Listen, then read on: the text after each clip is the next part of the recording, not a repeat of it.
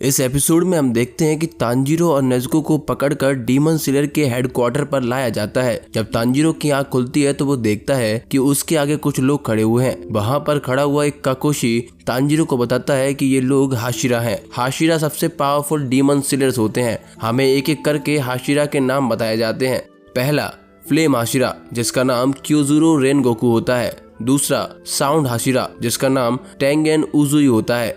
तीसरा, love Hashira, जिसका नाम मित्सुरी कानरोजी होता है। चौथा, स्टोन हाशिरा, जिसका नाम ग्योमे हिमेजिमा होता है। पांचवा, मिस्ट हाशिरा, जिसका नाम म्यूचिरो टोकिटो होता है। छठवा, सेरपेंट हाशिरा, जिसका नाम इगुरो ओवानी होता है। सातवां, वाटर हाशिरा, जिसका नाम गियो टोमियो का होता है।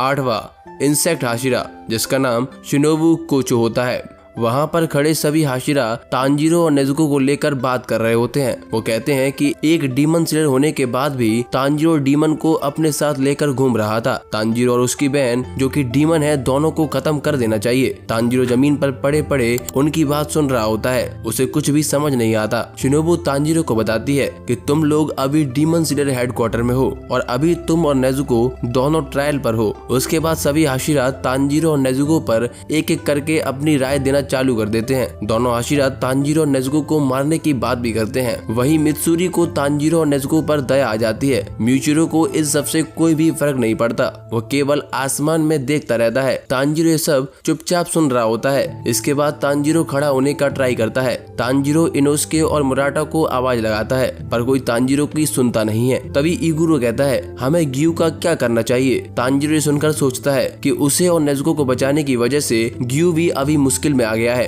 हाशिरा ग्यू से पूछते हैं, तुम्हें इस बारे में कुछ कहना है, पर ग्यू कुछ भी नहीं बोलता। शिनोबु कहती है कि ग्यू चुपचाप यहाँ आ गया, उसकी सजा बाद में डिसाइड कर लेंगे। मैं अभी तांजीरो की स्टोरी जानना चाहती हूँ, पर कोई हाशिरा इसमें इंटरेस्टेड नहीं होता है। शिनोबु तांजीरो से उसकी स्टोरी के बारे में पूछती है। तांजीरो बताता है कि नेज़ुको उसकी बहन है। एक दिन वो बाहर गया हुआ था, तभी डीमंस ने उसकी फैमिली पर अटैक कर दिया था, जिसमें सभी लोग मारे गए थे और नेज़ुको डीमन बन गई थी। इस बात को पूरे 2 साल हो चुके हैं, पर अभी तक नेज़ुको ने एक भी इंसान को नहीं खाया है। वो मुजान को पकड़कर नेज़ुको को वापस इंसान में बदलना चाहता है। तांजीरो की इस बात पर कोई भी हाशिरा विश्वास नहीं करता। वो लोग कहते हैं कि कोई भी डीमन बिना इंसान को खाए जिंदा नहीं रह सकते। मित्सुरी कहती है उसे ये सब ठीक नहीं लग रहा। मास्टर को जरूर ये सब पता होगा। हमें मास्टर के आने का वेट करना चाहिए। तभी वहाँ पर एक और हाशिरा आता है। उसकी पूरी बॉडी पर निशान बने होते हैं। ये नोवा विंड हाशिरा होता है। इसका नाम सानेमी होता है। उसके साथ में नेज़ुको का बॉक्स भी होता है। वो कहता है कि कभी भी एक डीमन इंसानों की रक्षा नहीं कर सकता।